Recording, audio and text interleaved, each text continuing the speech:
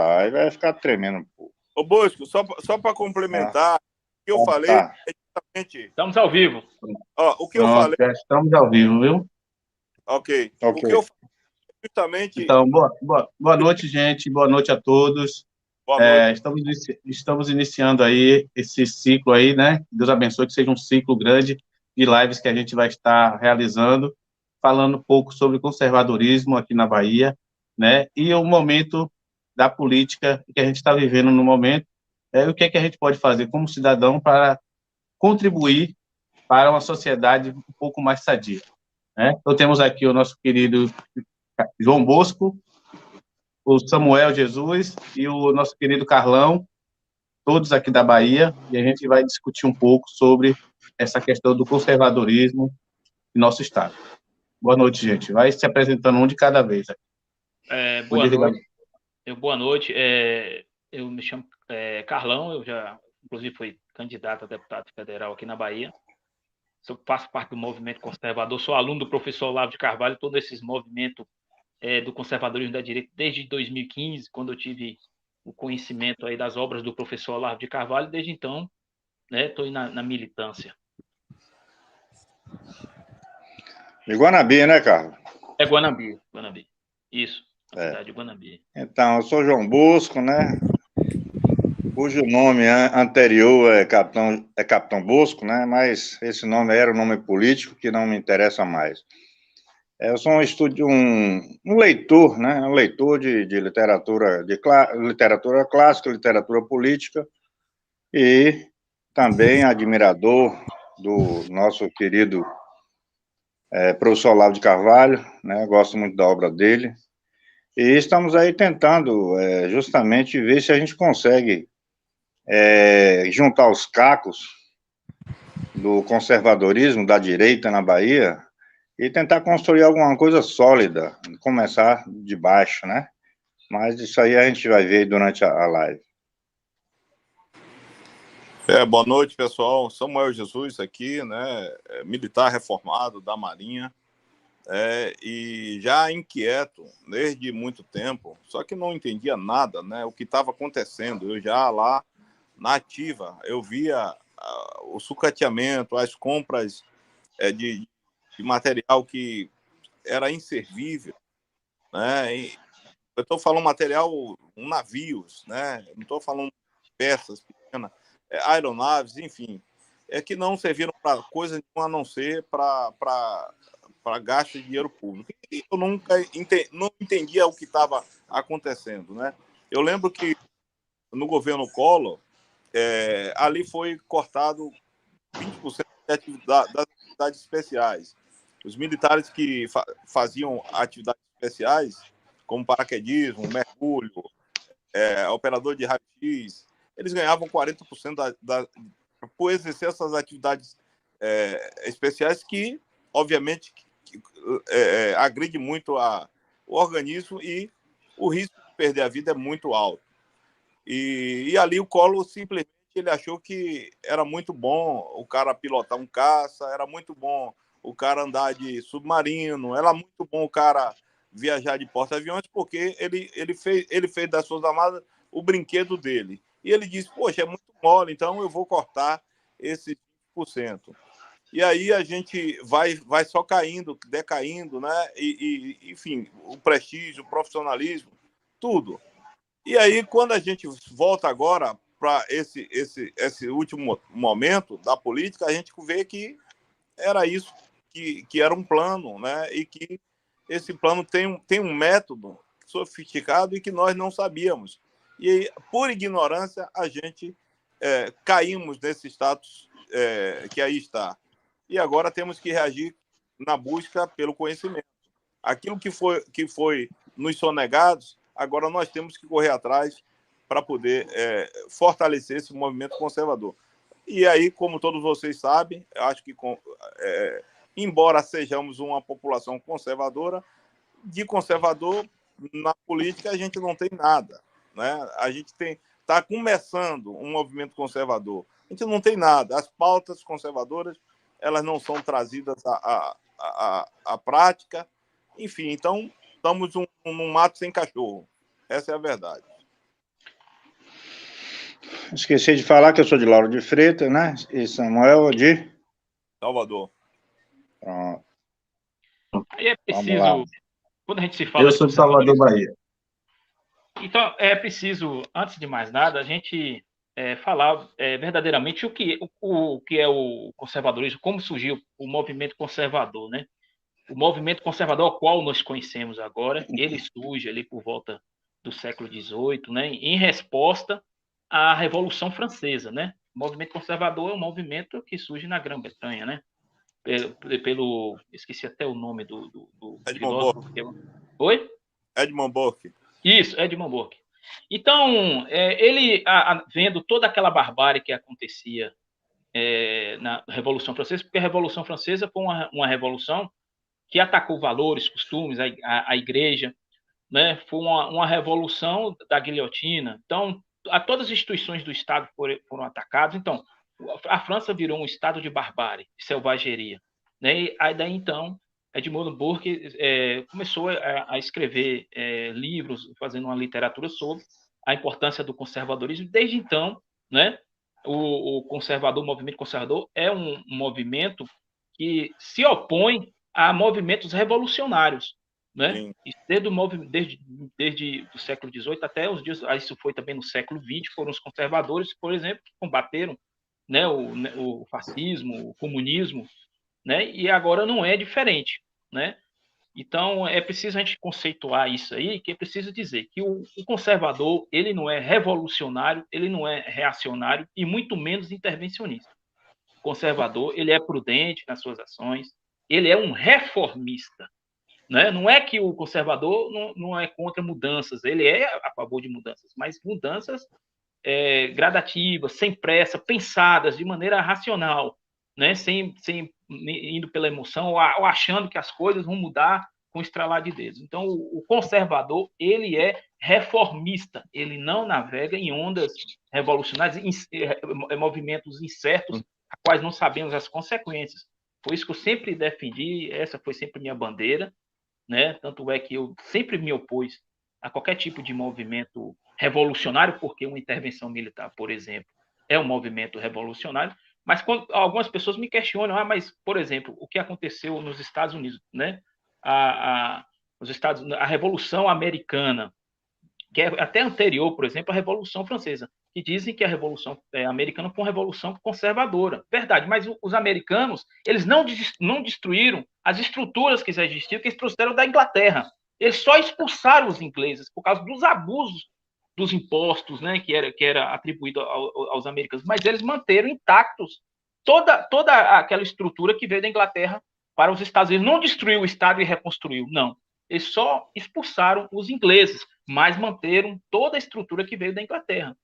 Então, precisa deixar bem clara essa questão do conservadorismo, porque o que acontece é o que sempre o professor Olavo Carvalho sempre falava, que a direita ela vive só da função de política, né? A direita não lê, não estuda, na sua grande maioria, né? Então, é por isso que muitas das vezes vários direitistas acabam navegando, por exemplo, em movimentos intervencionistas e acham que isso é ser conservador, né? É por não conhecer de fato a origem do conservador, o que é o ser um conservador.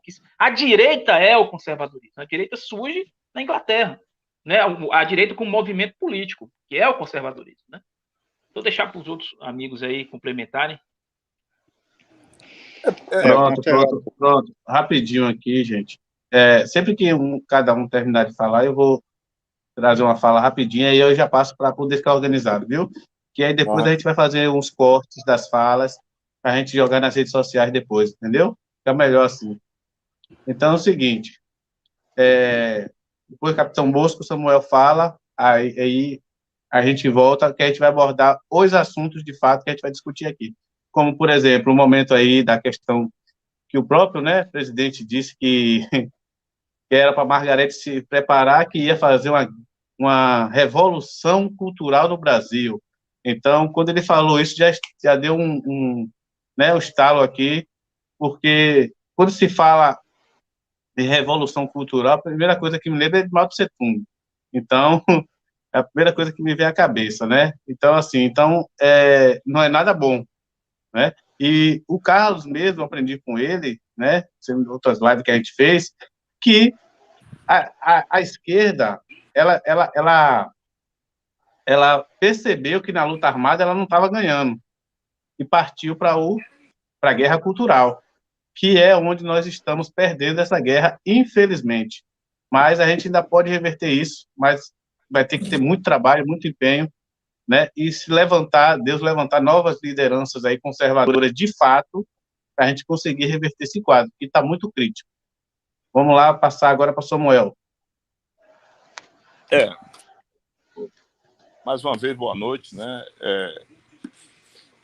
Eu tentei pegar o negócio aqui, mas Se quiser passar para o Bosco. É que quando a gente fala da Revolução Americana, a gente já caracteriza a Revolução Americana não como uma revolução, como nós a caracterizamos o movimento revolucionário, né? A Revolução Americana ela foi um movimento conservador, né? E não destruiu nada, né? Então, assim, reconstruiu uma grande nação, né? E foram esses valores conservadores que fez a América ser grande como ela é. E são por falta desses valores conservadores é que a América também está caindo, né? Estão destruindo a América por dentro. A gente pega o conservadorismo de Edmund Burke, que é o mais conhecido, mas se a gente for olhar lá em Aristóteles, o conservadorismo ele já nasce na Grécia Antiga. O Aristóteles, há estudiosos que dizem que o Aristóteles é o pai do conservadorismo. E eu acredito nessa ideia também. Só que durante todo esse período de Aristóteles, até o Edmund Burke, até o nosso período, as coisas vão se perdendo e depois elas vão se reaparecendo, né? De uma forma ou de outra, elas aparecem e às vezes são reconstruídas conceitualmente, enfim. E no caso do Brasil, os pensadores de conservadores, né? O professor Olavo dizia que o próprio regime militar eles destruíram as lideranças conservadoras, né? Que eram poucas, né? E a esquerda não era essa esquerda que está aí. Então nós ainda somos bebês nessa questão conservadora, né? Alguns estão buscando intervenção militar. Eu falei lá desde muito tempo que eu conheci o pessoal intervencionista, que eu dizia a eles, olha, vocês podem lutar a direito de vocês, mas não acontecerá uma intervenção militar. Jamais acontecerá. Isso muito antes do Bolsonaro, um pouco antes do Bolsonaro aparecer. E o Bolsonaro aparece e aí o sistema acaba se readequando para resistir a essa onda do conservadora. E aí eles acabaram vencendo e derrubando o presidente Bolsonaro. E as Forças Armadas, simplesmente, elas não só se omitiram no seu dever constitucional e institucional, não apenas se omitiram, mas participaram, né? Eles participaram de forma omissa ou passiva, eles participaram. Eles colaboraram para o estado que nós chegamos. Então, aí a gente já viu que a gente está no mato sem cachorro mesmo. Então, para que possamos reagir, aí eu aproveito e aquilo que eu conversei com o Bosco dias atrás, a gente não ficarmos apenas aqui na internet, mas também a gente fazer simpósios, seminários, né, para que pessoas possam vir e discutir pessoalmente com os palestrantes que lá estão. Eu já estou divulgando, né, e preparando as pessoas que irão palestrar, um advogado conservador, o próprio capitão João Bosco, já falei que ele é um dos palestrantes, e o professor Oswaldo Bastos. E, obviamente, eu também devo falar alguma coisa, mas claro que vai haver muitas divergências, mas é natural que haja. Tá? O que importa é que saiamos dali maduros e com o norte para reagir a esse status quo como cidadão comum e como grupo organizado. Porque tudo que foi feito até agora foi feito de forma ineficaz e não produziu o resultado desejado. Então, eu vejo, né, todos nós estamos em muitos grupos aí, é muita tolice, muita meninice, muita crença, e a gente tenta explicar e as pessoas não querem, porque aqueles que são mais inclinados à esquerda, ou se dizem apolíticos, e trazem algumas questões, e aí eu pergunto, pela questão que eles trazem, eu pergunto, quais são suas referências? E aí o cara vem com Reinaldo Azevedo. Aí eu falo, meu Deus do céu, é essa a referência que o cara tem? Então, quando a gente cita o Olavo de Carvalho, os caras torcem a cara. Mas é isso. Nós, como conservadores, precisamos levar esse lastro conceitual, intelectual, para que as pessoas comecem a buscar. Muitas delas não querem e não irão buscar. Elas irão apenas atrás de alguém que está fazendo alguma coisa. Seja certo ou errado, ela vai porque ela acredita naquilo. E a gente precisa voltar para os livros, porque está tudo escrito, né? E não faz um movimento político, uma guerra cultural, sem conhecimento, sem conhecer como é que o inimigo opera. Então, eu até costumo dizer que o nosso presidente, talvez se ele se preveniria de alguns erros, né, que são erros crassos. Mas eu não posso também achar que muitas coisas que o presidente não fez porque realmente ele não tinha o poder para fazer. Mas não se faz política sem conhecer o inimigo, né? Quem são os inimigos? Quem são aqueles que eu posso realmente contar? Então, acho que ele não tinha isso muito claro em mente. E aí a gente cai, mais uma vez, sem um líder, né? Então, a direita precisa de líderes. Não obstante, os deputados eleitos, eu não sei se eles também têm essa consciência, tá? Porque, na verdade, a gente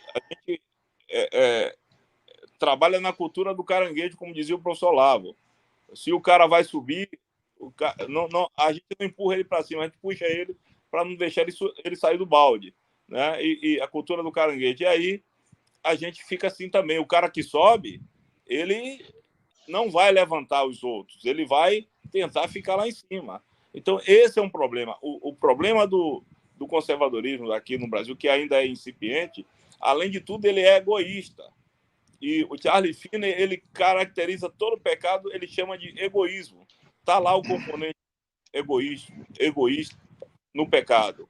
Então, a gente precisa também ter essa consciência da imortalidade, como falava o professor Olavo. Né? Porque se nós não olharmos para a eternidade, a gente vai ser, digamos, irresponsáveis e vamos perder muito tempo aqui pensando sempre no próprio umbigo. É isso. Pronto. Vale lembrar também, né, gente, que, assim, o que eu observei é que eu tenho dito isso nas minhas redes sociais, alguns comentários até de deputados que foram eleitos aí, né, nessa onda bolsonarista aí, de que não existe político verdadeiramente conservador eleito no Brasil. Aí todo mundo vê, mas como é que você fala isso? Porque, para mim, né, deveria defender as nossas pautas e não ficar, como o próprio Samuel está falando aí, tá o tempo todo se importando em segurar sua cadeira, em ficar no poder. Os caras não estão preocupados com pauta conservadora, com nada. Sabe por quê? Porque se eles estivessem preocupados, já começaria daqueles evangélicos, que tem uma bancada evangélica, deveria defender as pautas conservadoras, e eles voltam de acordo com o que eles acham que é importante para eles, e o que vai garantir algo para eles, de acordo com os acordos que eles fazem com os líderes partidários. Então, eles votam. Então, eles não vai a ferro e fogo, enfrenta qualquer situação devido às ideias conservadoras. Não. Eu vou até aqui. Eu vou dar um exemplo aqui. O próprio João Roma é esse cara. Eu cheguei no Partido Republicano e falei assim, eu vim aqui me filiar que eu quero me candidatar. E eles falaram assim, olha, nós aqui, nós não vamos apoiar o quê? Nós não vamos apoiar João Roma, porque João Roma vai sair do ministério. E o ministério não é de João Roma, o ministério é do partido. Vocês estão me entendendo? O ministério é do partido, ou seja, quer queira, quer não, a velha política teve que imperar para poder Bolsonaro ganhar um mínimo de governabilidade. Caso contrário, ele não conseguia. Ele talvez tivesse até sofrido impeachment, se ele não tivesse cedido, né, o centrão, onde, infelizmente, a ala conservadora está toda dentro, que é aquela ala que fala que é evangélica, a bancada evangélica, a galera do agro, mas está todo mundo no centro. E fisiológico, como vocês veem, muitos aí agora já mudando de lado. Mas, vou passar agora para Bosco aí, né, para falar um pouquinho mais também sobre essa questão da política atual do Brasil. Eu gostaria de ficar à parte de política. Eu estou me isentando um pouco da política, né? Porque eu acho que a solução não vai vir da política. A solução virá de uma, digamos, uma mudança de mentalidade das pessoas envolvidas com a política, buscando, desenvolvendo assim uma sede pelo conhecimento. Eu acho que virá do conhecimento, virá do indivíduo, não virá da política. Porque quando você entra na política, você já está com uma camisa de força, entendeu? Você está limitado pelas ideias e pelos procedimentos do partido, ou de um grupo político, ou do próprio mandato. E isso aí acaba limitando, acaba cerceando a sua liberdade intelectual até. Liberdade de ação, como, por exemplo, muitos deputados aí que você disse que não tem deputados conservadores, pode até ter. Agora, eles não têm a liberdade para fazer o que eles querem, provavelmente. O Bolsonaro, apesar dele ser um cara muito democrático, aparentemente, mas eu acredito que, para os deputados do partido, do grupo dele, ele deve ser um cara muito, muito exigente, né, muito cobrador digamos, de determinadas atitudes. Eu acho que os deputados deveriam ter liberdade para falar o que eles querem, defender a pauta que eles querem, os conservadores.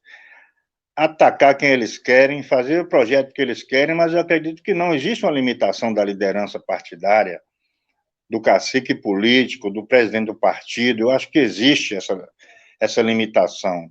E foi isso que engessou o conservadorismo na política. Tá certo? Por quê? Porque você não pode fazer o que você quer, você não pode defender as ideias que você realmente tem convicção que são as corretas, porque vai melindrar um partido, ou uma autoridade, ou sei lá mais quem. Então, eu acho que a gente deve buscar desenvolver na sociedade o conhecimento. Eu queria aqui me isentar também de ser advogado do Bolsonaro, porque eu acho o seguinte, eu acho que o Bolsonaro já fez a parte dele. Sinceramente, eu acho que devemos enterrar Bolsonaro. Enquanto Bolsonaro ainda for o líder político da direita ou dos conservadores, a gente não tem futuro, porque a gente vai estar limitado pela mentalidade dele, pelos limites de conhecimento que ele tem, os limites de ação que ele tem. E ele não pode agir mais. Ele não tem os meios de ação. Ele poderia fazer alguma coisa quando ele estava no poder. Ele saiu, agora... Infelizmente, a realidade é que ele não é mais nada. E nem virá a ser. Porque foi instaurada no Brasil uma ditadura. Se ele retornar para o Brasil, ele vai ser preso. Se ele não for preso, ele vai receber tantos processos que não vai poder se candidatar. Se ele pudesse se candidatar, vão fazer a mesma coisa que fizeram agora em 2022. Então, eu acho que politicamente Bolsonaro não é mais viável. E não deve mais ser líder. Ele deve servir, sim, como uma referência de honradez, como uma referência de eficiência como homem público, como uma referência de alguém que patriota, alguém que busca ajudar as pessoas, os pobres, busca fazer o serviço do político, que é o bem público, de uma forma eficaz, de uma forma eficiente, de uma forma honesta, de uma forma sincera. Eu acho que ele tem que ser a nossa referência, né, nesses quesitos. Mas, por exemplo, no quesito luta cultural, luta política, ele não é uma referência, ele não serve, porque ele não lutou contra os inimigos do país. Ele não lutou contra os inimigos dos conservadores, e foi a promessa dele. Então, nós devemos nos livrar, digamos assim, não no bom sentido, do Bolsonaro, para a gente construir o movimento de acordo com as ideias do professor Olavo de Carvalho. Ele é quem entende o Brasil. Toda a literatura dele, política, cada frase dele, pô, a escama cai dos olhos. São coisas tão óbvias, mas ninguém fala, mas ninguém põe em prática. Então, ele deve ser a nossa liderança. Eu acho que o bolsonarismo acabou enterrando o conservadorismo brasileiro. Entendeu? Em vez de os bolsonaristas se tornarem conservadores, acabou se invertendo. Os conservadores é que passaram a ser bolsonaristas e deixaram de ser conservadores. Então, houve uma inversão. Houve aí uma queda em vez de uma ascensão na questão política. Então, eu acho que nós devemos começar um movimento conservador, reunindo as lideranças, debatendo. O próprio professor Olavo orienta, olha, antes de haver um grupo político, tem que haver debates de intelectuais por 10, 20 anos debatendo, até criar um corpo de ideias. Essas ideias serão a base do movimento. A partir daí vai surgir lideranças. E por aí vai, até que se chega a uma candidatura. Mas, como ele disse, aconteceu o inverso. Entendeu? Houve o que ele chama de ejaculação precoce, e de repente, daqui a pouco aparece um candidato, e o cara se elege. Então, o que foi que houve? Nós conquistamos a cereja do bolo, mas o bolo inteiro pertence aos comunistas. A mídia pertence a eles, as universidades, as igrejas, em sua maior parte. O sistema judiciário brasileiro pertence a eles, o sistema cultural, tudo está na mão deles. Então, a gente não tem como fazer. A gente pode eleger um aqui, outro ali, mas lá na frente eles voltam novamente. A coisa tem que ser feita dentro da trama da sociedade. Nós temos que conquistar a sociedade. E só se conquista abrindo os olhos, só se conquista investindo desde criança. Por exemplo, bibliotecas municipais, bibliotecas de bairro, com livros infantis, de livros decentes, livros saudáveis, e não essas porcarias que eles criam aí, essa literatura que deforma a personalidade e o caráter das crianças. A gente tem que começar de baixo, a gente não pode pensar só em candidatura, só em política, porque a gente está fazendo a coisa de ponta cabeça. É isso aí. Verdade, verdade. Vai lá, Carlão. Eu queria pegar um gancho aí na fala do nosso querido João Bosco aí, ele fala, é perfeito, somente essa questão da cultura, né, que a mudança do país realmente não vem pela política, tanto é que quem fez o movimento conservador ressurgir no nosso país não foi um político, foi um intelectual, um filósofo, professor Olavo de Carvalho. Agora, é preciso entender, né, por que tudo isso aconteceu no nosso país, né? Sobre essa questão desse desastre com relação à direita.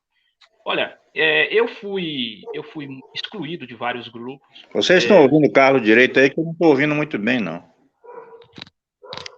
Tá me ouvindo agora? Deixa eu colocar o microfone aqui mais próximo. Tá me ouvindo? Agora tá 10. Pronto.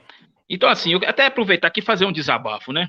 Eu fui excluído de vários grupos, fui chamado de covarde, fui chamado até de comunista, por ser contra o movimento intervencionista, né? Por que assim? Porque eu estudo. Eu sigo à risca o que o professor Olavo de Carvalho. O professor Olavo, quando eu assisti o primeiro vídeo dele, ele falando, vai estudar, meu filho, vai aprender alguma coisa, eu tomei aquilo ali como um esporro mesmo e falei, tá certo, vou estudar. E, infelizmente, na direita, existem muitas pessoas soberbas, né? Que a gente dá um conselho desse, pessoal, vai estudar, eles se sentem ofendidos. É o que a gente lamenta muito. Então, o conhecimento lhe faz ter a luz da verdade. Então, as desgraças que nós estamos vivenciando hoje é culpa dos milicos, dos próprios militares, que muitos aí exaltam como salvadores da pátria. Olha, quando se fala, por exemplo, do período do regime militar, né, o golpe de 64, que é preciso lembrar que em 64, né, existia no nosso país grupos subversivos, guerrilheiros armados, né, que recebiam treinamento em Cuba, recebiam armamento da China, tinha todo o apoio da União Soviética. Então, esses grupos terroristas já agiam no Brasil desde 1962. Desde 1962 já existia, já estava em percurso uma revolução socialista comunista no Brasil. Maoísta, apoiado, né, das ligas camponesas. Isso, justamente. Apoiado com, então, o presidente Jango, né? Então, o povo sentindo, naquele momento, né, a iminência de um golpe de Estado pela esquerda, que já estava em percurso.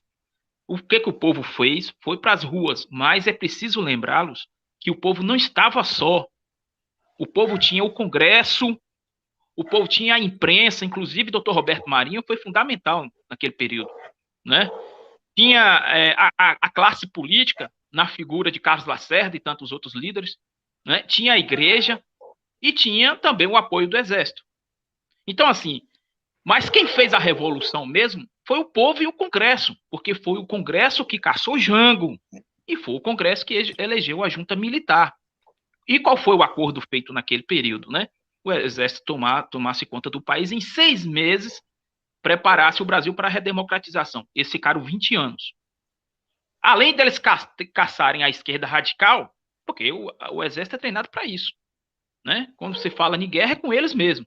Então, eles fizeram o combate realmente da esquerda radical ali nas matas do Araguaia, nas guerrilhas urbânicas, mas eles caçaram também a direita. O movimento, foi citado aqui, né, nessa live, que os milicos caçaram o movimento conservador. Nós, conservadores, fomos silenciados desde 64. O mais prejudicado no regime militar foram os conservadores, que fez todo o movimento intervencionista em 64. Né? Então, eles passaram 20 anos, agora, aí que está o X da questão. Eles combateram a esquerda radical, mas foram complacentes com os chamados moderados. A esquerda fabiana, a esquerda social-democrata, para eles deram um partido, para eles deram até o campo da educação, porque existia 2 frentes de esquerda no nosso país naquele período. Existiu a radical, que foram para a guerra mesmo, e existiu a moderada, a intelectual, que começou a ler os ensinamentos de, então, um comunista chamado Antônio Gramsci, que falava, esse negócio de revolução armada está por fora, está por moda. A revolução agora é silenciosa, pacífica, gradual, sem pressa. Você vai infiltrando, né, nas instituições do Estado, vai mudando a sociedade aos poucos. E foram isso que eles foram fazendo. E eles tiveram terreno fértil no período do regime militar. Então, os milicos ajudaram muito essa esquerda, de modo que, quando houve a chamada redemocratização, a esquerda, que já tinha ganho o campo cultural todinho, ganhou o campo político. Eles entregaram o Brasil para os comunistas, né, na chamada redemocratização. Aquele movimento do direto já mesmo... Inclusive, Carlos, o jornalismo também, total, entendeu? Foi criado durante o regime militar um sindicato de jornalistas. E aí, quem foi que tomou conta? PCdoB. Entendeu? A editora Civilização Brasileira, do Enio, alguma coisa, não me lembro bem, foi alimentada com dinheiro dos milicos. Os milicos deram dinheiro. Quando o cara passava necessidade, ia lá, batia na porta, o general ia lá, conseguia dinheiro para ele. Era a editora que publicava todos os livros comunistas no Brasil, foi alimentado com dinheiro do regime militar, naquela época. Pois é. Você está entendendo? E aí, inclusive, no governo, disse que o pior governo do regime militar foi o governo Geisel e Figueiredo. Geisel já tinha uma simpatia aos sociais-democratas, de modo que dentro do governo Geisel já existia mais de 100 comunistas dentro do governo, né? Inclusive, tem um livro que eu vou mostrar aqui, esse livro aqui, Ideais Traídos, que foi escrito por um general da antiga, lá da linha dura de 64, Silvio Frota. Ele escreveu esse livro, ele deixou os escritos, falou para o livro ser lançado depois da sua morte. Nesse livro aqui, ele denuncia, né? Foi o único general, né, e é expulso do governo militar, né, porque Silvio Frota era da linha dura de 64 e ele não concordava, né, com a forma do governo Geisel, porque Geisel estava aceitando já ali a infiltração de comunistas no Estado. Ele fez uma denúncia na imprensa, na época, denunciando que dentro do governo Geisel existia uma lista de mais de 80 comunistas, né, agindo livremente, trabalhando no governo. Aí os jornalistas perguntaram ao então chefe do SNI, que era Figueiredo. Figueiredo foi o sucessor de Geisel. E aí perguntaram ao Figueiredo, inclusive tá no meu Instagram, a matéria jornalística, e perguntaram a Figueiredo sobre a lista de Frota, que ficou conhecido como a lista de Frota. Frota foi na imprensa e denunciou. Aí ele falou, não, é verdade, a lista existe muito mais. E aí perguntaram qual a providência que Figueiredo ia tomar. Ele falou, não, eu sou chefe do SNI, a minha função é informar. Então os caras sabiam dessa infiltração. Eles tinham consciência que os comunistas estavam dominando todo o Estado, estavam infiltrando, e não tomaram providência. Você está entendendo? E o que é que eles fizeram? Né? Eles aceitaram depois, naquele movimento da direta já, que já foi, como todo mundo sabe que foi um movimento já comunista, eles já ganham o campo cultural todinho. Então eles fizeram aquela palhaçada da direta já, mas sabendo que já tinham ganho tudo já. E aí os milicos abriram as pernas e deram tudo para eles. Deram tudo, deram os partidos, deram anistia, deram tudo que eles queriam. Né? E nós, conservadores, fomos excluídos. Nem um partido pequenino nós recebemos naquele período. Então nós ficamos aí, isso desde 64 até a década de 90, 92, quando surgiu o professor Olavo de Carvalho. Foi o professor Olavo de Carvalho que fez ressurgir o movimento conservador, que trouxe o debate, né, no campo intelectual do conservadorismo, e estava morto. Aí que começou surgir a direita, surgir o conservadorismo, graças ao professor Olavo de Carvalho, que culminou, né, depois de 20, 30 anos, culminou com a eleição do primeiro presidente conservador de direita da história dessa nova república. Né? Então, aí você vai falar isso para as pessoas, para muitos, que isso não é só da direita, o brasileiro em si não gosta de ler, mas o conservador, ele tem a obrigação de ler, ele precisa buscar o conhecimento.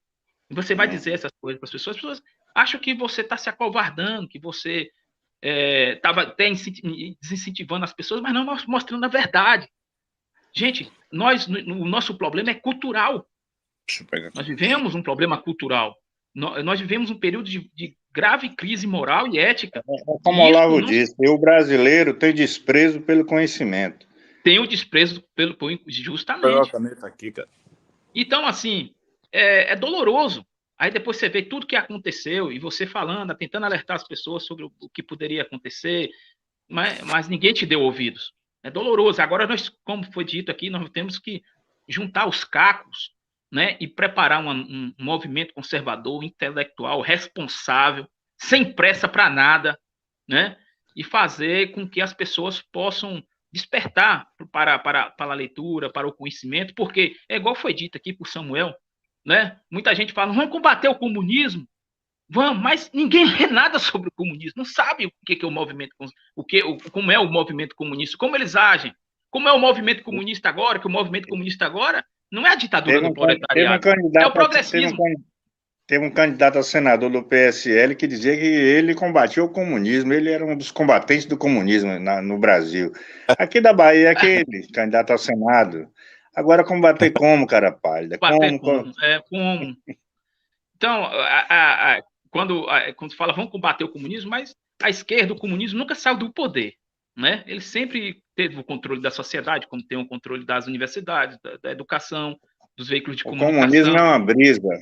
Isso. Olha, Antônio Gramsci falou que o partido ele terá que ser um poder onipresente e invisível, de um imperativo categórico, de um mandamento divino, entendeu? Então, isso é o socialismo. O socialismo ele é uma brisa que bate por todo lado e ninguém sabe. Às vezes a pessoa é socialista, mas não sabe o que é. Colabora com o movimento socialista, mas não sabe que está colaborando. Entendeu? Então é uma coisa invisível. Está em todo canto. Em todo canto. E todo brasileiro.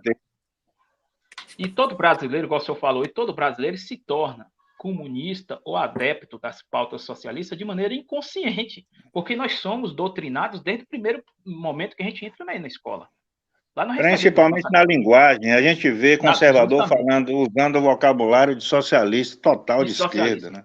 justamente. E sobre isso eu gostaria de indicar também mais uma leitura aqui, obrigatória para quem estiver nos assistindo. Já li isso, excelente. A Revolução, isso aqui é obrigatório, é leitura obrigatória para todo conservador, para entender o que aconteceu em nosso país, né, desde o período do regime militar até os tempos atuais, né? Porque nós vivemos um período de guerra cultural. Guerra cultural não se vence com o exército nas ruas, com o movimento popular, não. Se vence através do intelecto, é do trabalho, igual o João Bosco falou aí, é na base, né?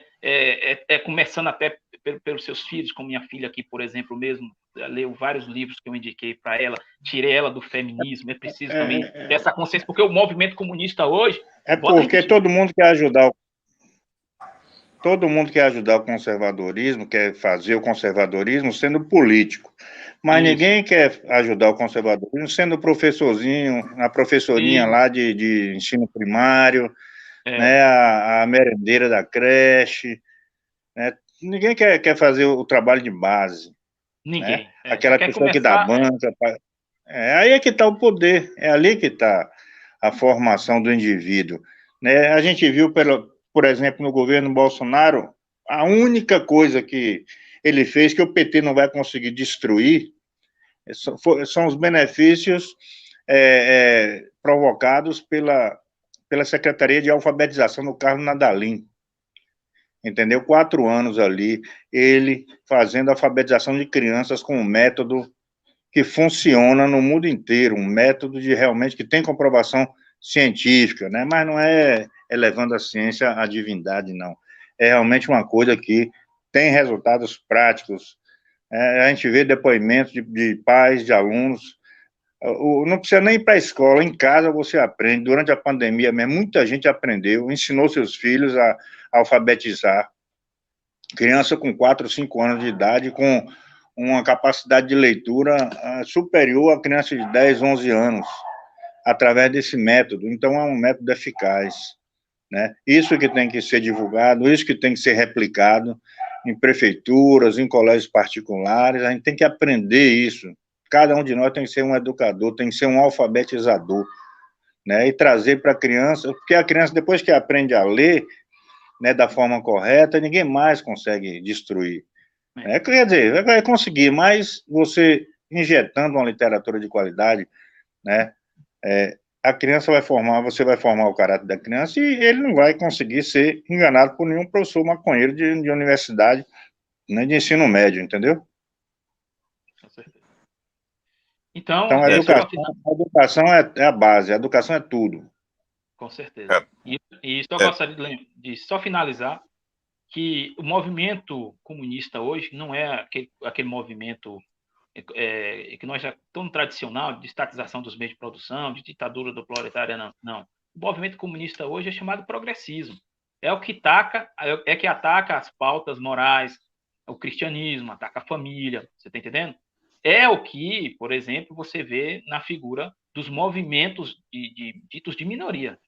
Então, eles se apoderaram desses movimentos ditos de minoria para fomentar essa revolução sexual do ensino de Gramsci, ensino de Reich, né? De fazer revolução através do sexo. Freud. Isso, e Freud, através dessas loucuras aí, né? Então, o comunismo hoje é chamado progressista. Depois eu vou falar mais um pouco sobre isso aí, passar agora para Samuel. Uhum. É exatamente aí vai entrar aí. O que Bosco falou é que o problema é a educação. Né? O comunismo, a educação, como falou aí o nosso amigo aí, eu não estou enxergando o nome direito. Carlos Josevan. É Josevan. Camuflado é Josevan. O comunismo está na mente. O intervencionista aí é Josevan. Isso, ele está na mente, ele é cultural. O colega meu estava falando, até capitão também da polícia, ele falou: Samuel, é cultural, meu amigo. Não adianta você querer fazer, ensinar o certo, é cultural. E é lastimável, é lastimável eu tenho conversado com pessoas até de nível superior e essas pessoas não sabem distinguir o certo do errado. Ou seja, a moral foi completamente destruída. Elas não conseguem mais distinguir o que é certo do errado. E aí busca subterfúgio em outra coisa que não tem nada a ver com o fato. E aí eu digo, volte para o fato. O fato tem que ser analisado em si mesmo e não com artimanhas e artifícios que não tem nada a ver com o fato em si. Ou seja, se você roubou, é um roubo, é um crime. Agora, à medida que você diz que não, o roubo foi roubo por isso ou aquilo. Não, ele não deixou de ser roubo. Ele não deixou de ser um crime. O motivo é outra questão. Entendeu? E aí eles vão moldando a sociedade. Por quê? Porque eu estava nas manifestações e falavam com muitos. Olha, o momento é cultural, o movimento é cultural. Enquanto nós estamos aqui lutando por um socorro, nossos filhos estão sendo doutrinados pela Netflix, pelo TikTok, pelo Kawaii, pela TV, pela escola. Eu canso de ver aqui, às vezes minha esposa acompanha o livro, né, a leitura dos livros e vai ajudando o garoto. Muito mais ele aprendeu por conta dela do que da própria escola. E aí, às vezes, a coisa é tão aberrante que me chamam. Quer dizer, olha, não existe mais raça negra. Todo mundo agora é arco-íris. Eu falei, o quê? Está escrito no livro aqui. Aí meu filho estranhou, né? Pai, o que é isso? Eu falei, não, sempre vai existir, né? Você não vai negar o óbvio. Existe o branco, existe o negro, existe o índio, existe o mulato. Nós, brasileiros, em sua grande maioria, somos uma mistura de tudo isso. Do negro com branco, do branco com negro, do índio. Isso ninguém vai mudar. Mas aí a cultura, eles vão colocando na cultura das pessoas, né, de forma que elas não percebem, e as professoras também não estão atentas, porque elas são, justamente por isso, que eu chamo de problemas conceituais. A elas faltou os conceitos elementares, né? Não precisa ser conceito muito rebuscado, não. Conceitos elementares da moral, de conservadorismo mesmo, né? Essa palavra, eu ouvi essa palavra pela primeira vez com o professor Olavo de Carvalho. Então, assim, essa palavra era praticamente de forma proposital escondida. Assim como a palavra comunismo também, eles tentaram omitir essa palavra, tentaram esconder e até dizer, como eu li do comunista poeta Ferreira Goulart, ele dizia, não, esqueça, comunismo já acabou. Aí eu não sei se era uma estratégia dele, consciente, ou se era que ele acreditava que realmente o comunismo acabou. Porque o movimento comunista, eles enganam até os amigos, né? Até os comunistas são ludibriados, né? Porque eles vão mudando, né, de estratégia e eles vão enrolando até os próprios comunistas. Então, a gente precisa entender todas essas questões que vêm subjacente e sem uma base cultural, uma base literária ou filosófica, a gente não vai entender. E eu percebo assim, eu converso com algumas pessoas e digo assim, eu lamento, mas eu acho que o diálogo não está fluindo. Eu acho que você não está entendendo o que eu estou falando. Eu estou compreendendo o que a sua limitação, mas você não está compreendendo. Então, assim, a comunicação é a base da nossa sociedade. Então, por isso que a língua ela precisa ser mantida, né? E é por isso que eles estão mudando a língua, né? Tentando a linguagem neutra, etc. Porque você já não consegue se comunicar bem, porque você está falando algumas coisas e as pessoas estão entendendo outras. E o discurso a gente começa a ver que não está fluindo, a comunicação não está fluindo. Então, assim, tem agora esse negócio da linguagem neutra, né? Tal de linguagem neutra, ele, ela, não sei o que diabo. Você vê que está confundido tudo. A comunicação já não flui da mesma forma. Por quê? Porque, embora para nós esteja muito claro o que nós estamos falando, para eles não está tão claro assim, né? E, às vezes, tá olhando de forma totalmente contrária. E aí, diante desse processo todo, o que é que nós podemos fazer?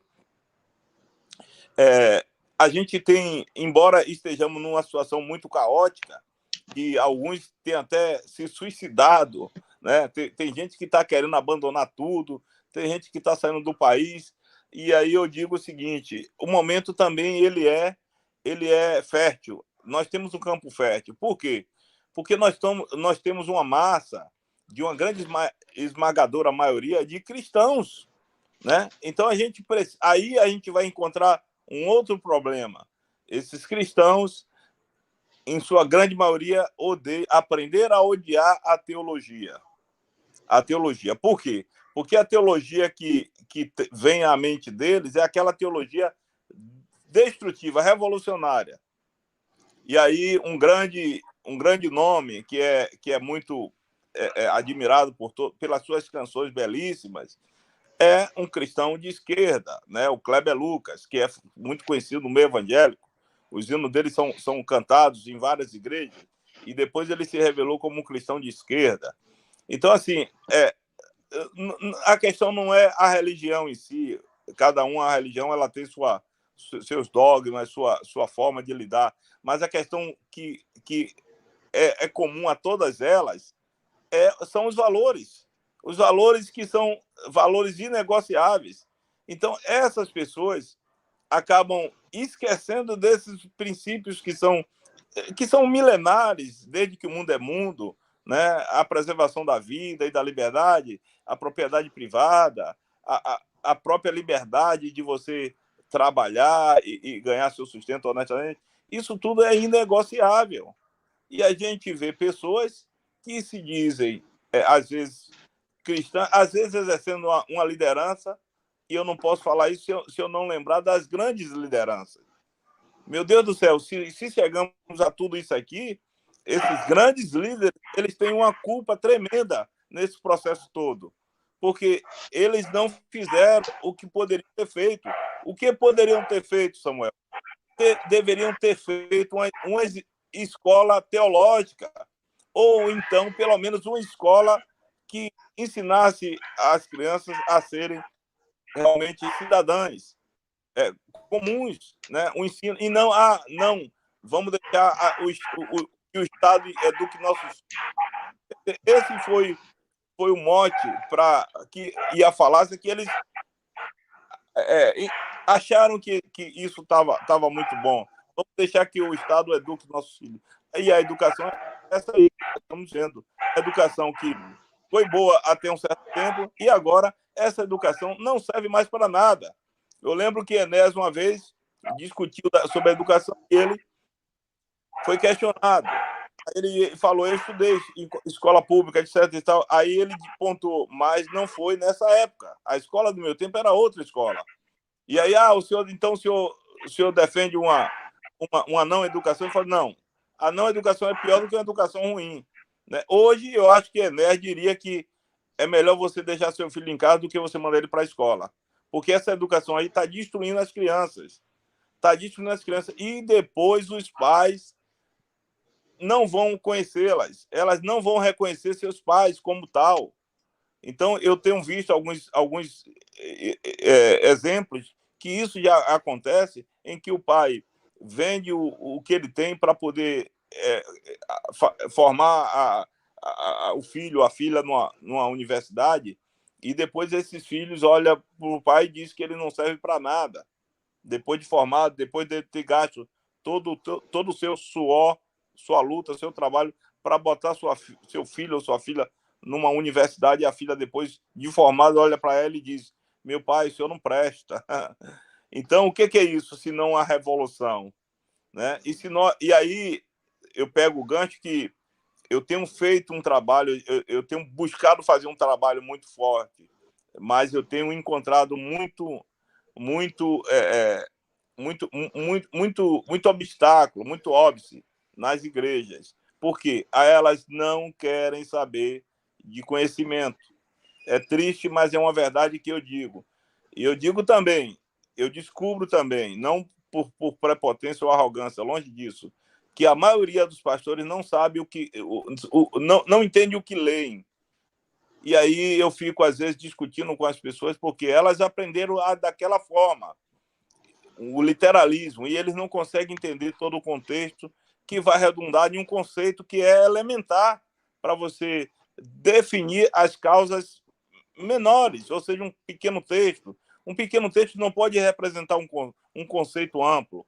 Então, isso o próprio Aristóteles ensina isso. Se você aprende um conceito maior, ele vai abranger todo o resultado das questões que são, digamos, até irrelevantes. Mas aí, isso está escrito também no livro, um livro muito bom, do professor Olavo de Carvalho, que é A Filosofia e o Seu Inverso, onde eles invertem essa lógica do pensamento. Em vez de você buscar uma causa ulterior, uma causa maior para entender o mundo, entender a si mesmo, você agora deixa essa causa maior e vai buscar a sua vontade. Ou seja, o homem passa a ser a régua de medir.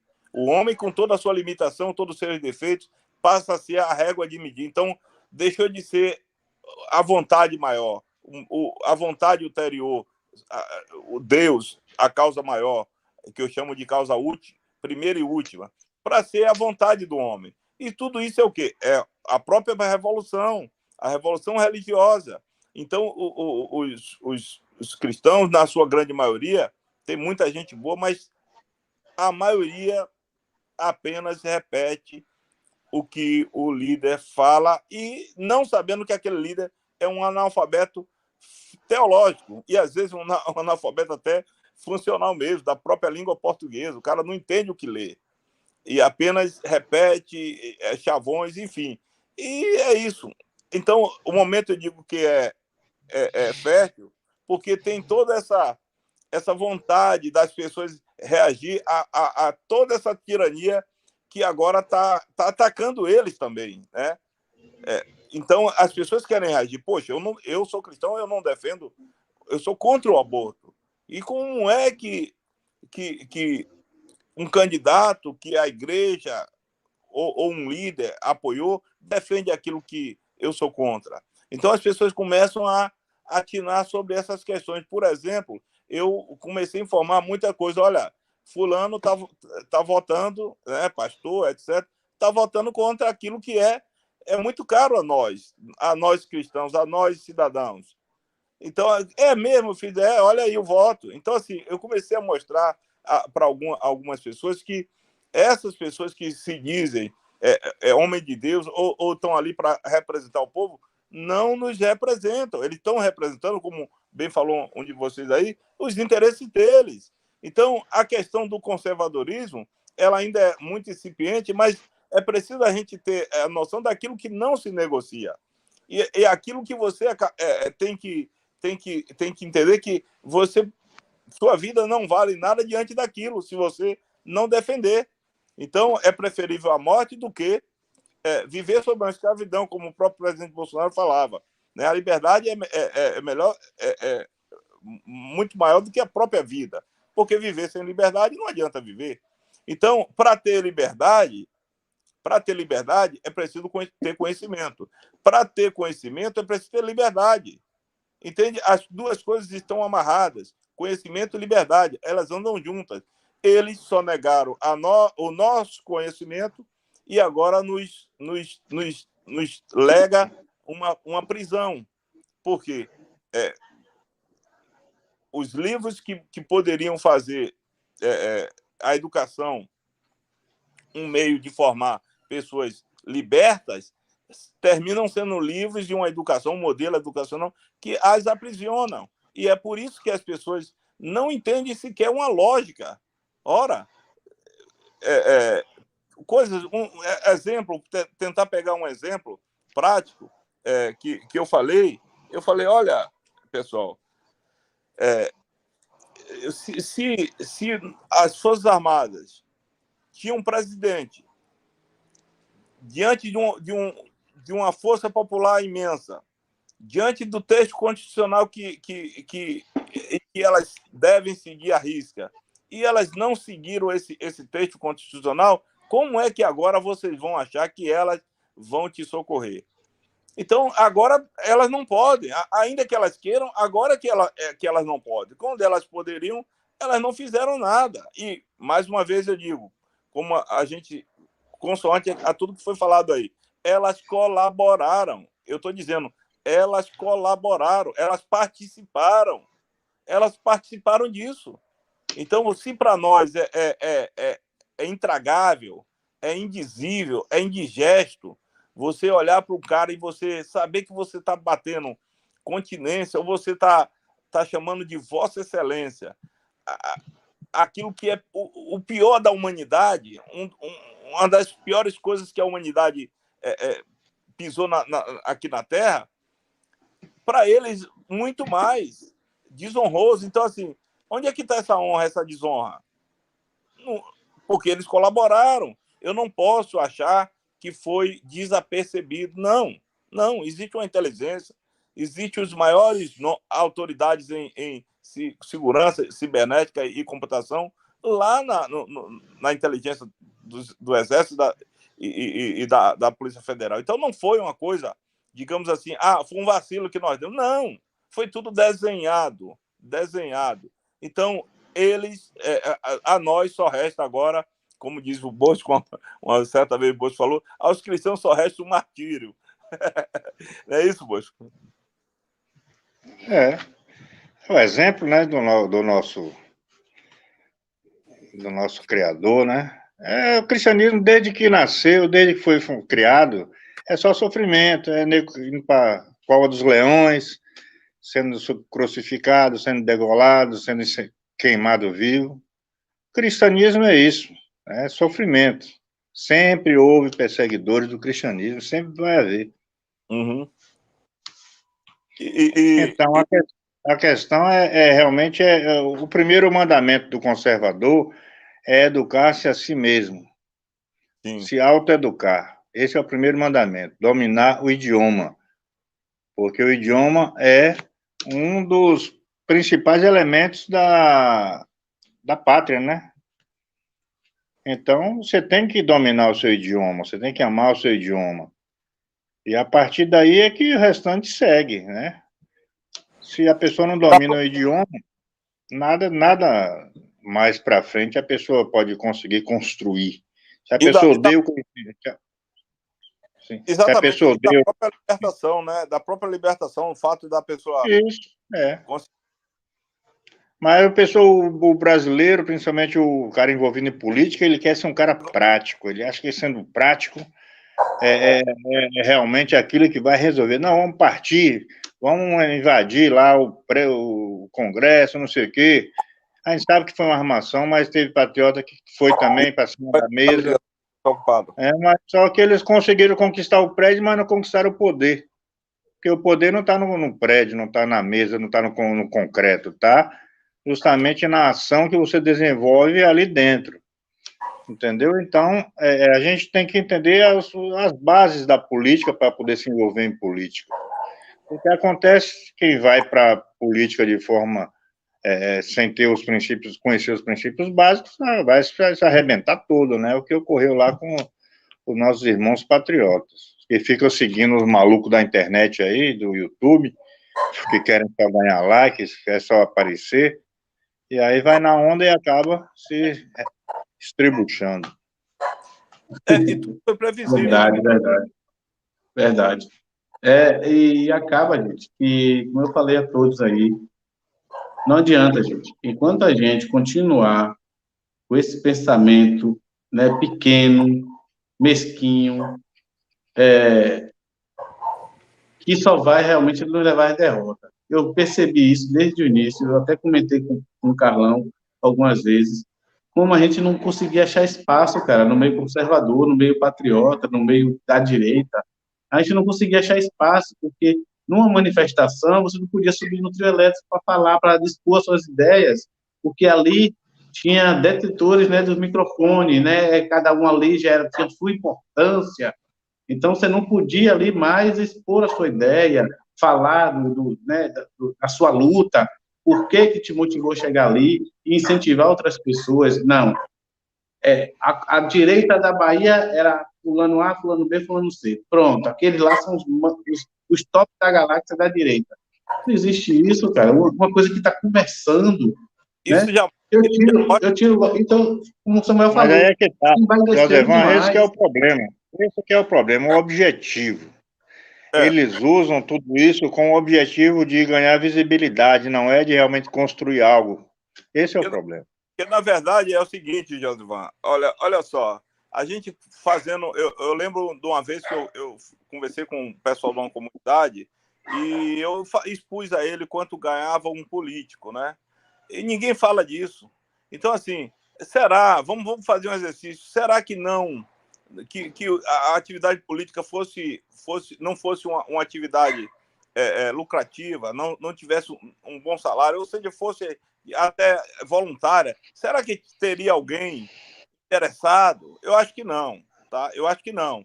E aí eu fiz essa análise comigo. Eu continuaria, porque uma coisa é você lutar pelo aquilo que você acredita, por valores, né? E aí você tem um país cristão, né? O Brasil é um país cristão. Então, assim, como é que um país cristão se deixa perder por uma contracultura que vai destruindo aos poucos seus valores? Então, são coisas pequenas que vão tornar-se-ão grandes, né? E de forma até irreparáveis. Então, esse país cristão, por falta de uma cultura literária, por falta de um conhecimento mais... Não precisa ser tão aprofundado, mas de um conhecimento elementar que lhes foi sonegado. É por isso que a gente está nessa situação. E o momento agora é propício para que nós nos levantemos com essa proposta. E assim, eu digo sempre, não, velho, aqui eu vou convidar todo mundo. Porque para mim não importa se o cara quer ser candidato a alguma coisa, não. O importa é que ele entre, mas que ele também tenha consciência de dar a sua contribuição. Porque o problema nosso da política é que as pessoas pensam em política como um projeto de vida pessoal e não de projeto de vida em comum. Eu penso que a política é a função mais nobre que um cidadão pode exercer na vida, porque ela vai tratar do futuro das gerações e das vidas presentes. Só que se as pessoas não entenderem isso, elas vão se vender por muito facilmente. Então, a política não é coisa para menino. A política é para homens preparados, para homens que têm os valores bem fincados. Porque as grandes lideranças que se dizem evangélicas, elas estão comprometidas com esse projeto macabro. Eu percebo isso, mas algumas ainda não entendem, não conseguem perceber que essas grandes lideranças elas estão colaborando para esse projeto macabro. E aí, se você olhar a Record, não preciso citar o nome, a Record em momento nenhum ajudou a fazer uma contraposição daquilo que a grande mídia fazia. As desinformações que a grande mídia fazia e calúnias contra o presidente Bolsonaro e quem o apoiasse. E até hoje não faz. Então, assim, não faz como a Fox News, que dá uma visão conservadora da coisa.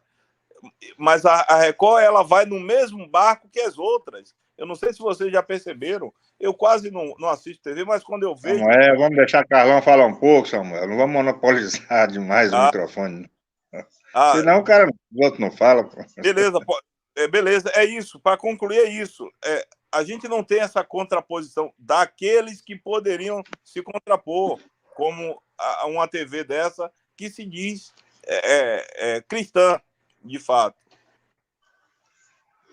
Eu só queria fazer um comentário aqui para encerrar, né? A gente falando sobre política, porque eu e Josevan, nós tivemos uma experiência nas últimas eleições aí, e não foram uma experiência muito boa, porque eu queria vivenciar isso, né? Muita gente falando que a política era suja e tal, e eu falei, eu tenho que viver isso, né? E eu realmente vi e pude observar o quanto é difícil e o quanto ela é nojenta, ela é é feita para pessoas que não têm caráter na grande maioria, pessoas que mentem, que compram votos, você tá entendendo? Usa tudo como se foi dito aqui, né? Usa a política como um projeto pessoal, né? E na direita não é diferente. Na direita não é diferente. Você vê pessoas que monopolizaram a direita, né? Não, só pode quem você tem que votar é quem que aparecia com Bolsonaro, era o Bolsonaro indicava, só esses aí vocês podem votar. As pessoas não olhavam, por exemplo, o histórico de José Ramos, o Não, cara, histórico do movimento. discordo, Carlão. Carlão discorda. Na direita todos são iguais. Só que tem alguns que são mais iguais do que os outros. É isso aí. Entendeu? Então, assim, a política é pelo fato, né, da direita sofrer de ejaculação precoce, ter pulado uma etapa, igual o professor Olavo de Carvalho fala, que era primeiro preparar um movimento cultural para depois ir para a política, né? Como a gente pulou essa etapa, acontece que a política da direita é pautada pela esquerda, pelos ensinamentos de Maquiavel. Maquiavel que a política da esquerda e a política da direita é Maquiavel, de tudo pelo poder, de mentir, de ser, entendeu? De fazer de tudo pelo poder, né? Se aliar até com os inimigos. Então, assim, não tem diferença. Então, as pessoas na política da direita, a gente esperava que pelo menos tivesse ética, não tem ética, né? Não ajuda um ao outro, vê o outro como uma pessoa que tem que ser tirada do caminho, porque cada um tinha, né, ali a ambição pessoal de ter o cargo, não estava preocupado em valores conservadores, não, inclusive eles usavam isso, o cristianismo, usava o conservadorismo, usava inclusive até o próprio presidente, né? Então eu me frustrei muito, né, com a política. Então hoje eu mesmo hoje não penso mais em ser candidato. Hoje eu botei os pés no chão e falei, olha, realmente eu quero, né, a vida da gente é muito curta, então eu quero deixar meu legado. O meu legado vai ser através da cultura mesmo, e tentar levar para as pessoas um pouquinho de conhecimento que eu estou adquirindo, indicando leituras. Quem sabe eu possa transformar esse país para os meus netos, porque essa geração aqui já está perdida, né? A nossa esperança é para os nossos netos. Eu consegui salvar minha filha, consegui salvar algumas pessoas, né? Então eu estou plantando minha sementinha aqui. Então eu estou fazendo a minha parte, sem pressa, né? Porque realmente pelo campo político é muito difícil, né? Muito difícil, porque, como você sabe, é cultural, e no Nordeste a coisa ainda é muito pior, porque nós temos aqui esse histórico do coronelismo, né? Tem essa questão também, porque aqui, para você, por exemplo, ser eleito, você precisa ter uma indicação de alguém, ou você participar de algum curral político, entendeu? Ou ter dinheiro, você está entendendo? Porque a política, eu falo porque eu vivenciei, o João Bolsonaro também foi candidato, não sei Samuel, mas Josevan, a política era toma lá da cara, na cara dura, você se lançou como candidato, as pessoas lhe pedem na cara dura, porra. E não é só pessoas de esquerda não, de direita também. Não, eu me surpreendi com pessoas que diziam de direita me pedindo coisas. Eu perguntei, porra, você recebeu fundo eleitoral? Eu falei, não recebi fundo eleitoral, procure lá, não recebi R$1 do fundo eleitoral. Outra sacanagem também é o fundo eleitoral. Se ele fosse democrático, seria até uma ideia boa, porque poderia dar chance a candidatos que, na sua grande, poderiam assim, ter bem intencionados, queria ter uma oportunidade. Aí, se o fundo eleitoral atendesse a todos, seria uma ótima ideia, mas não. O fundo eleitoral é só para aqueles que já estão no poder, ou por seus apadrinhados. Josevão mesmo e eu sofremos. No PTB recebeu foi 4 milhões, não foi? Acho que foi 4 milhões de repasse. Vejam lá quem foram as pessoas que receberam, né? Então, rapaz, é complicado essa questão política.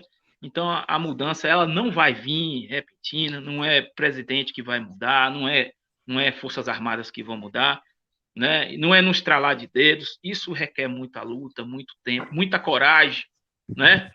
Muita coragem para poder enfrentar tudo isso aí. Então, a gente tem que estar caminhando com os livros, com a fé em Deus e batalhando, né? Levando todo esse conhecimento que a gente adquire para as pessoas. Essas lives aqui, elas são importantes, porque elas são esclarecedoras também. As pessoas que estão assistindo e que vão assistir posteriormente, que vão ficar aí no YouTube, os cortes que a gente vai fazer e tal, né, vai ajudar a esclarecer a mente de milhares de pessoas, como eu me orgulho muito em dizer.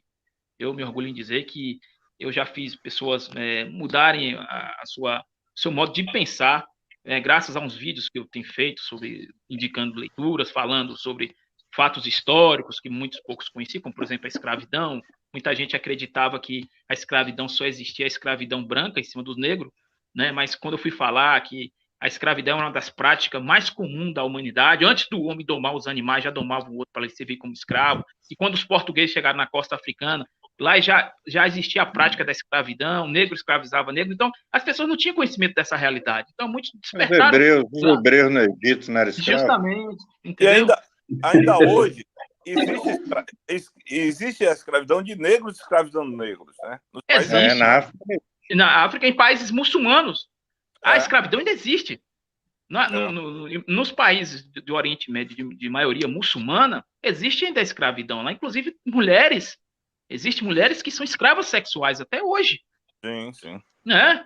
Então, aliás, se existir um povo que mais escravizou na história da humanidade, são justamente os muçulmanos. Aliás, os muçulmanos são responsáveis pelo maior holocausto da história da humanidade. Eles estiveram na África por 1000 anos escravizando negros e assassinando negros, né? Porque eles pegavam os escravos ali e faziam aquela travessia do deserto do Saara para o Oriente, e a maioria, né, dos escravos morriam nesse trajeto, né?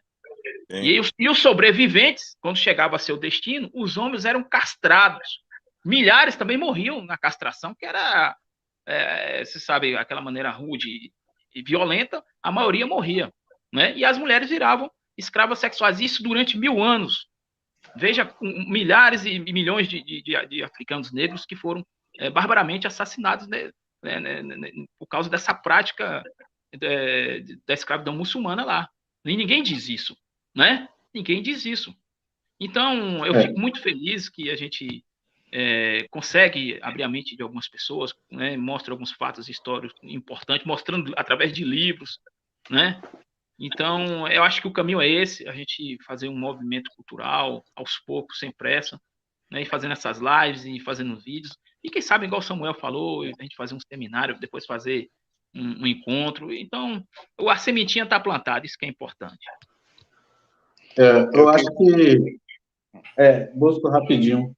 Eu acho que de forma responsável, mesmo sendo, né, profissionais públicos, trabalhadores de órgãos públicos, nós podemos, de forma responsável, né, montar esse grupo, né, e estar criando esses, como o Samuel falou, simpósio, fórum, e a gente começar realmente, de fato, a expor isso, não ficar só para a gente, não ficar limitado à rede social, né, porque a rede social ajuda, é bom, mas a prática é bem mais proveitosa, né, quando a pessoa pega, a gente consegue, ler esse livro aqui é bom, eu empresto um livro, ou uma palestra bem esclarecedora, né, um palestrante que chega e entra na mente daquela plateia ali, eu acho que isso é muito bom.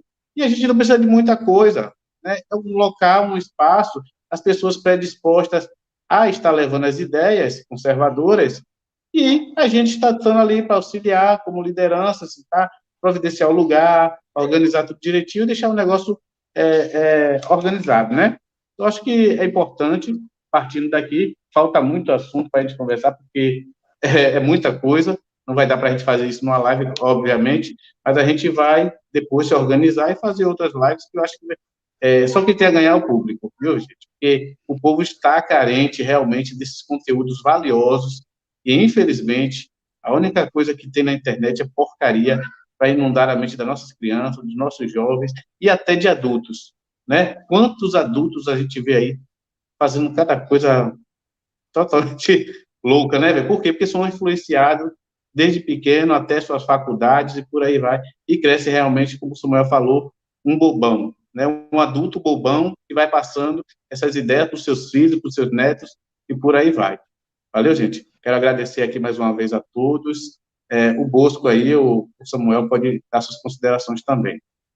Beleza, vou falar rapidinho aqui, 4 minutos, minhas últimas considerações.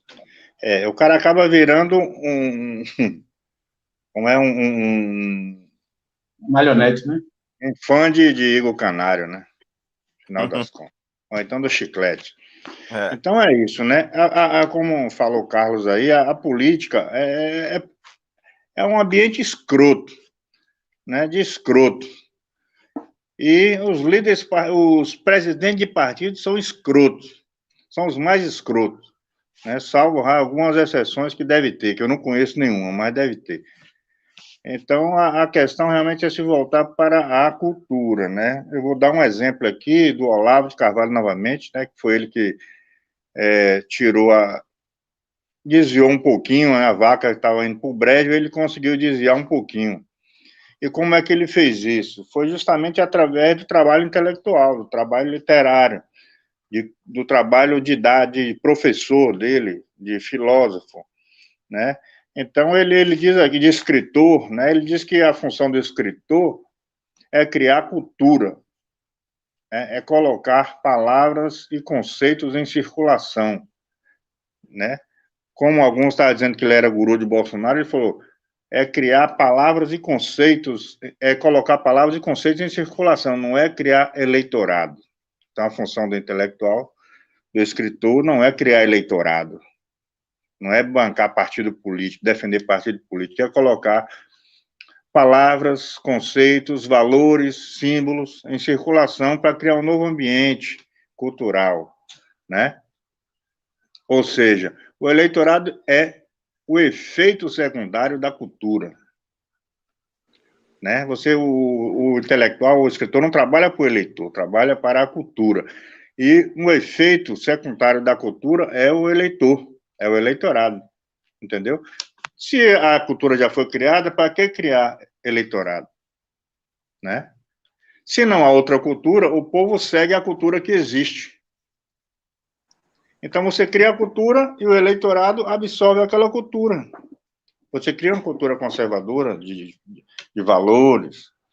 O eleitorado vai absorver, porque só tem aquela. Porque todo mundo é socialista, porque só havia a cultura gramsciana. De Antônio Gramsci e o pessoal da escola de Frankfurt. Entendeu? Então, eles absorveram e hoje todo mundo é socialista. Aí o Olavo introduziu muitos conceitos. Hoje em dia, muita gente fala, eu digo que a gente está saindo da cultura gramsciana, entrando na cultura olaviana, né? Porque ele colocou, muita gente hoje fala as palavras que ele lançou, que ele colocou em circulação. Por exemplo, Teatro das Tesouras. Por exemplo, Esquerda Fabiana, né? Foro de São Paulo, Movimento Revolucionário, Espiral do Silêncio, né? Lumpenproletariado, tudo isso aí foram palavras que ele colocou em circulação e hoje todo mundo fala. Às vezes não sabe nem o significado real da palavra, mas acaba repetindo e passando para outras pessoas. Então, esse é o poder da cultura. É a cultura que a gente tem que investir nela, não em candidato. O candidato é um produto da cultura, o eleitor é um produto da cultura. Então, o mais importante é a cultura. Se eu morasse em uma cidade pequena, tivesse um terreno, eu construiria uma biblioteca, porque nós temos que ter também um ponto de referência. A gente não pode estar reunido aqui, hoje no hotel tal, amanhã no hotel outro. Não, nós temos que ter um local onde todo mundo se encontre, né?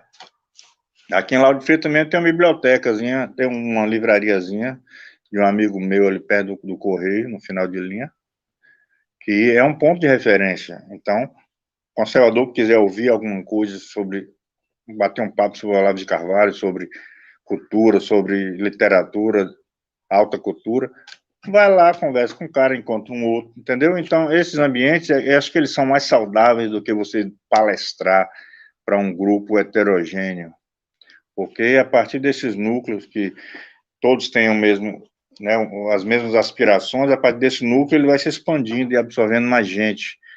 E a live de internet também tem esse objetivo. Se há realmente uma consistência, uma constância, né, nessas lives, acaba atraindo mais pessoas, entendeu? E conservadoras, de direita, então é importante também a live todo dia, determinado horário, porque vai atraindo um público mais fiel e vai também trazendo, quem sabe, desperte a sensibilidade dos conservadores baianos, né, principalmente aqueles que têm mandato, porque parece que quando eles ganham um mandato, eles se tornam uma pessoa de outra qualidade, né, de outra espécie, e não da espécie humana, né, porque não ouvem mais as suas bases, né, não ouvem mais seu eleitorado, simplesmente está preocupado, como disseram aí, com o saláriozinho no final do mês, com os privilégios, né? Só olham para cima, para as lideranças, não olham para baixo. Então, é importante resgatar o movimento conservador, e o resgate tem que ser através de reuniões, né? Através do debate cultural, né? E criar um ambiente onde a gente possa todos falarem, né? Fomentarem ideias e conceitos e sugestões e movimentos e instituições. Tem que ter um instituto, tem que criar um instituto, né, para poder fomentar determinadas ações. É um trabalho de décadas, não é de hoje para amanhã. É isso aí, só isso que eu queria falar mesmo. Obrigado. Complementando aí, e concordando com tudo que o Bosco tem falado aí, eu resumo tudo o que está acontecendo numa só palavra, e uma só palavra é o antídoto. A palavra é ignorância, né? Estávamos muito ignorantes a respeito de tudo, e ainda precisamos buscar conhecimento mais elevados. Mas é somente isso. O conhecimento é que vai tentar, digamos, mitigar o efeito de quem tem o poder. Né? Eles vão ter sempre o poder. Eu não abro mão da luta política. Eu acho que homens de bens e pessoas de bem, homens e mulheres, têm que ir para a luta política, mas essa luta política ela não pode ser precedida, não pode ir sem ser precedida de um lastro intelectual, de um lastro de valores e princípios. Né? O Bolsonaro conseguiu arrebanhar a multidão porque ele enxergava nele um homem que defendia princípios inegociáveis. Então, isso fez ele arrastar multidões. Então, enquanto os outros não conseguiam fazer o que ele fazia, por quê? Porque esses princípios e valores não eram tão vistos, tão claros. A defesa deles não era tão clara. Então, no Bolsonaro, eles viram isso. A veemência, o ardor que ele lutava, né, contra o politicamente correto, ele conseguiu automaticamente romper essas barreiras. Então, é esses princípios e valores que devem nortear o homem, e não a atividade política e nem o salário. Então, quando inverte as coisas para, ao invés dos valores e princípios, ter um valor, né, monetário, aí a coisa desanda. E é tudo isso que o comunismo faz. Eles sabem que as pessoas gostam de dinheiro, as pessoas têm suas vontades, suas paixões. Então, eles têm isso para oferecer. Dinheiro e poder. E as pessoas, elas são de direitas, são conservadoras, mas caem e são cooptadas pelo movimento revolucionário. E poder, vícios e liberdade total para fazer Exato. O que quer. Exato.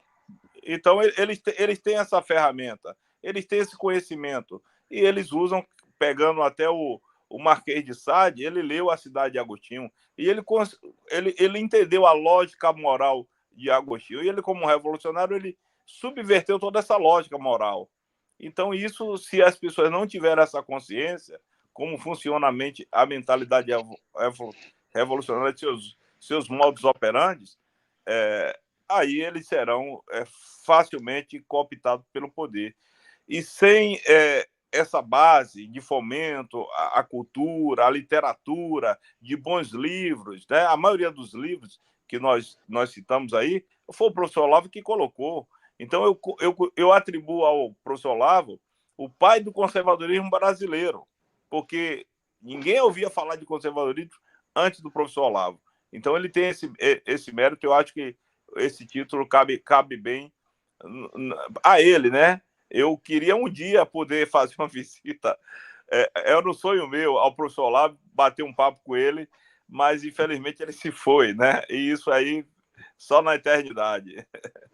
Verdade.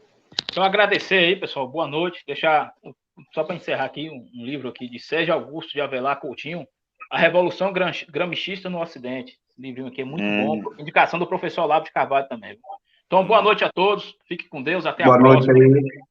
Boa noite. Boa noite aí, gente. Que Deus abençoe aí. E Amém. Vamos discutir no nosso grupo aí as próximas datas e novos temas para a gente começar a discutir essa coisa de forma seriada, tá bom? Valeu. Forte abraço a todos aí. Boa noite. Tchau, tchau.